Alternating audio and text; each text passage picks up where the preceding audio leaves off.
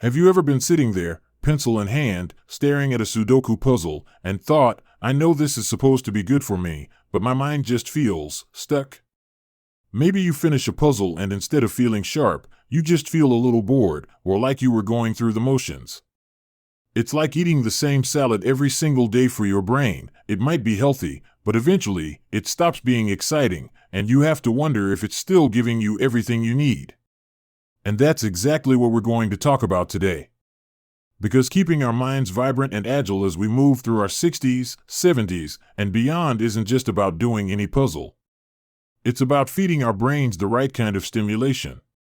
It's about waking up different neural pathways, sparking new connections, and having a little fun while we're doing it. You see, for a long time, Sudoku has been the go-to for brain health. And don't get me wrong, it's a fantastic tool for logic and short-term memory. But the latest research in neuroplasticity, which is just a fancy word for your brain's amazing ability to grow and change at any age, shows that we need variety. We need novelty. We need to challenge our brains in ways they don't expect. So, in this video, we're going to walk through 5 wonderful alternatives to Sudoku. These aren't just games. They are brain workouts that target different areas, like memory, processing speed, visual spatial reasoning, and even your emotional health.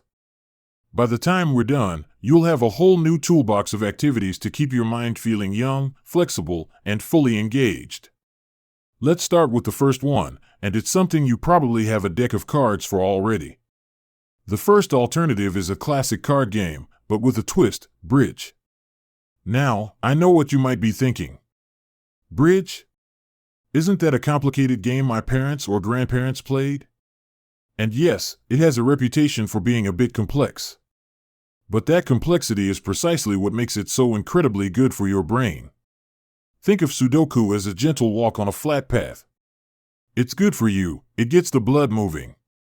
But learning and playing bridge? That's like a hike through the mountains.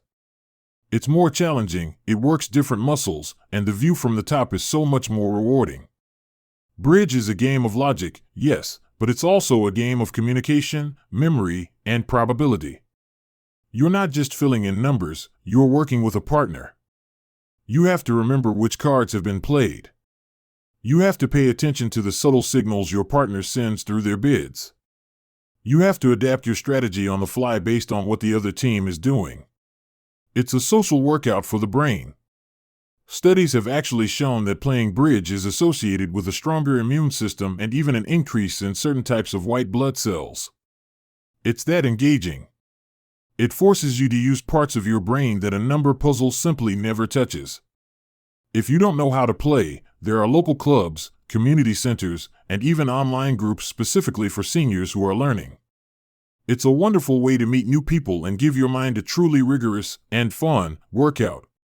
Now, let's move from the logic of cards to something a little more free-flowing. Something that might surprise you. Our second alternative is learning a new form of art, and I'm not talking about becoming the next Picasso overnight. I'm talking about something like watercolor painting, or even simple sketching. Now, you might be thinking, but I'm not artistic.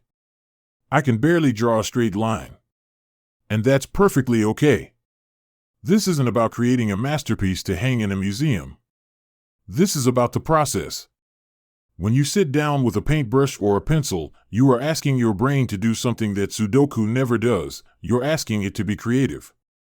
You're engaging your visual spatial skills, figuring out how to translate what you see, or what you imagine, onto a two-dimensional surface. You're making decisions about color, about light and shadow, about composition. This activates the right side of your brain, the hemisphere more associated with creativity and intuition, which often gets less workout than the logical left side. There's something incredibly meditative about it, too. When you're focused on mixing just the right shade of blue for the sky, or trying to capture the curve of a petal, your mind lets go of the day's worries. It's a form of mindfulness. And the sense of accomplishment you get when you finish a small painting, even if it's not perfect, is a powerful boost to your mood and self-esteem. It's a wonderful feeling to say, I made that. It proves to your brain that you can still learn, you can still create, and you can still grow. And that feeling, that sense of achievement, is one of the best things you can give your brain at any age. So, we've got the strategic, social challenge of bridge and the creative, calming exploration of art. But what if you want something that connects your mind and body in a more physical way? What if you want an activity that works your brain while also improving your balance and coordination? Well, in the next part of our conversation, we're going to dive into exactly that. We'll explore a wonderful alternative that's been called moving meditation and another one that will have you putting on your dancing shoes. So, stay with me. You won't want to miss what comes next. As we were just saying, finding that connection between what your mind is doing and what your body is feeling is an incredibly powerful way to keep your brain young. It's one thing to solve a puzzle on a page, but it's a whole different level of engagement when your brain has to direct your body through space, maintain your balance, and remember a sequence of movements, all at the same time. That brings us beautifully to our third alternative, and it's one that might look simple from the outside, but it is deceptively challenging and wonderfully beneficial. I'm talking about Tai Chi. You've probably seen people doing it in the park. Slow, graceful, almost like they're moving through water. And it's easy to think, well, that's just gentle stretching. But if you've ever tried it, you know that within 5 minutes, your mind is fully engaged. Tai Chi is often called moving meditation, and for good reason. Here's what's happening in your brain when you practice Tai Chi. First, you have to learn the forms, the sequences of steps and gestures.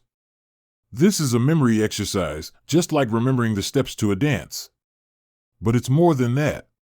You have to focus intensely on your body awareness, or what experts call proprioception.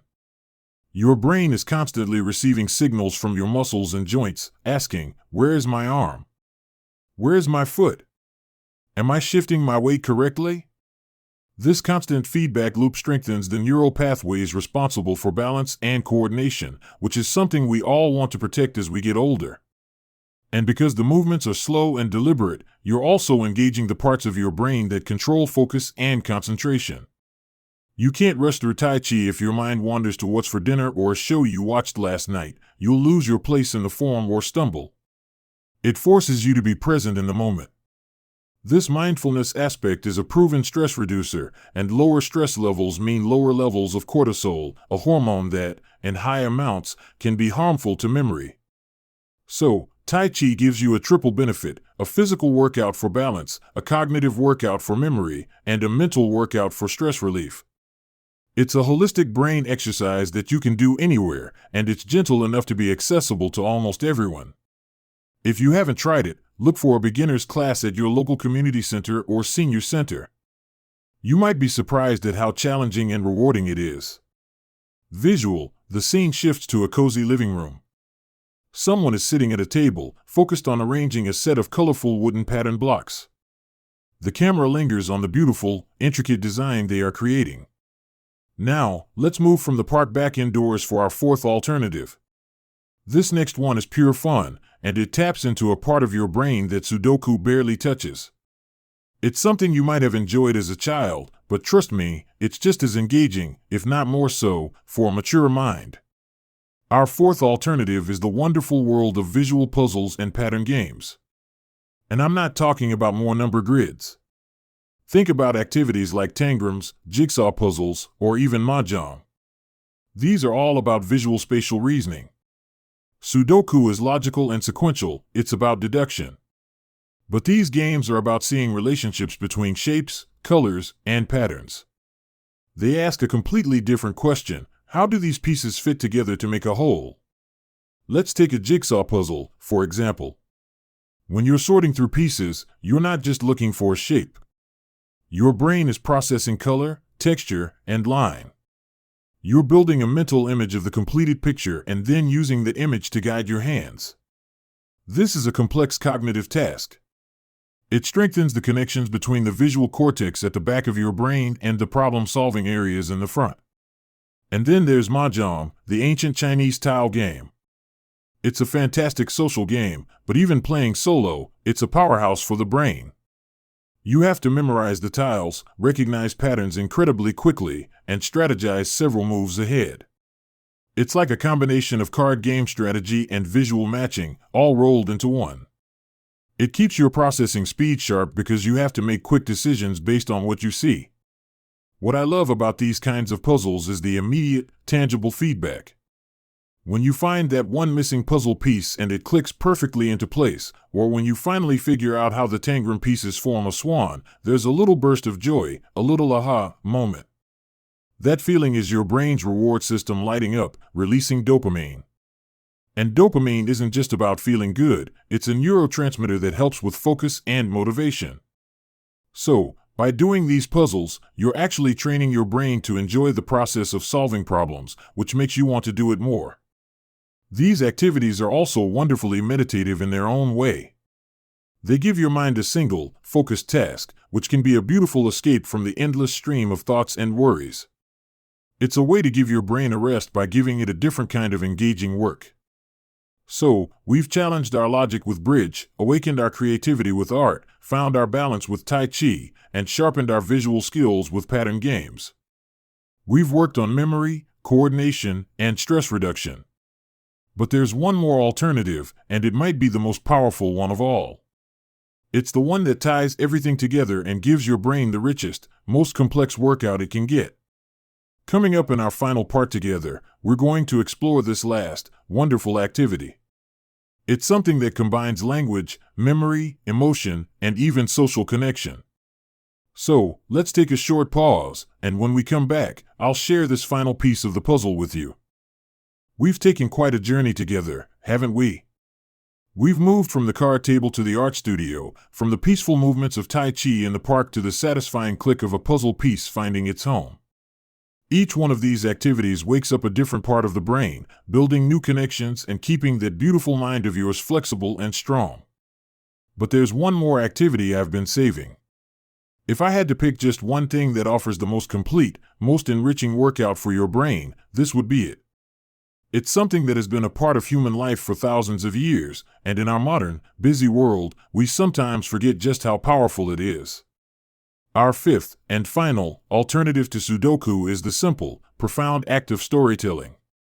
And more specifically, learning to tell your own story. Now, I can see some of you smiling, and maybe some of you are thinking, oh, I couldn't do that. I'm not a writer. Nobody wants to hear my stories. But that's where you're wrong. Every single one of us has a lifetime of stories locked away in our memories. And the process of retrieving those memories, organizing them into a narrative, and then sharing them is like an Olympic workout for your brain.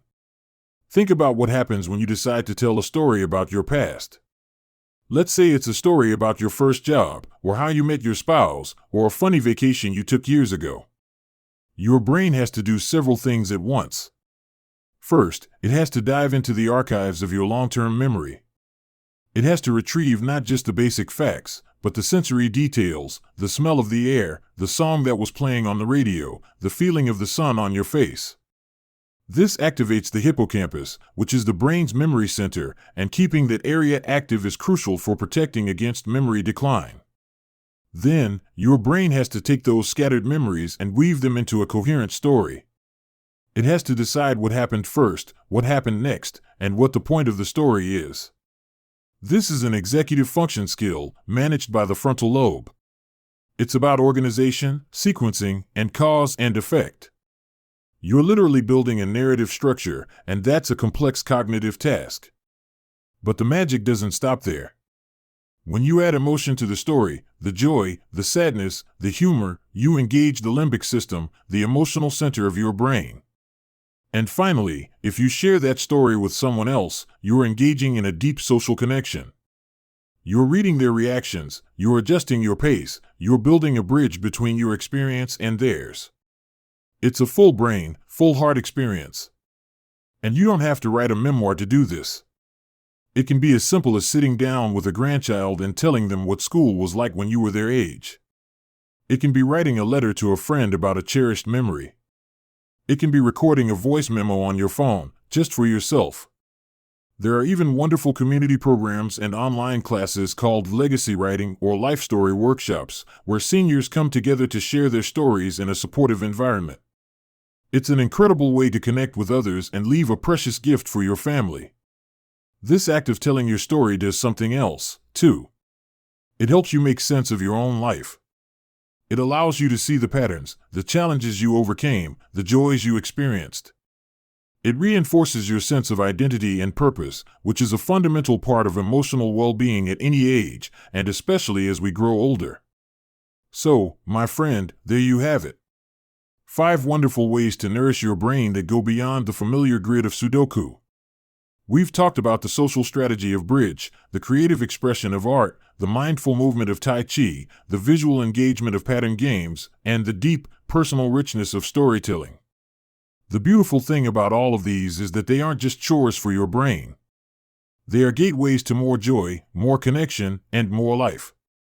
They turn brain health from a task on your to-do list into a natural, delightful part of your day. The goal isn't just to have a sharp mind, it's to have a mind that is full of interesting things, connected to others, and engaged with the world. Remember, our brains are designed for novelty and challenge. They thrive on new experiences, new connections, and new ideas. So, be kind to yourself. Give yourself permission to try something new, even if you're not good at it at first. The only way to fail is to not try at all. I would absolutely love to hear from you. Which of these 5 activities are you most excited to try? Do you have a favorite puzzle or game that you already love? Or maybe you have a story of your own about how a new hobby has sharpened your mind. Please, share it in the comments section below. Let's build a community right here where we can learn from each other and encourage one another. And if you found this video helpful, if it sparked a little curiosity or reminded you of a joy you'd forgotten, the nicest thing you can do is to give this video a thumbs up. It really helps others who are just like you, looking for ways to live their healthiest, happiest life, to find this content. And if you haven't already, please consider subscribing to the channel.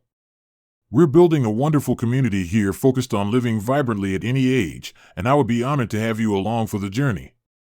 Just tap that subscribe button and the bell icon, and you will never miss a conversation. Thank you so much for spending this time with me today. Be kind to your mind, be kind to your heart, and here's to living your best life, one beautiful story at a time. Take care, and I'll see you in the next video.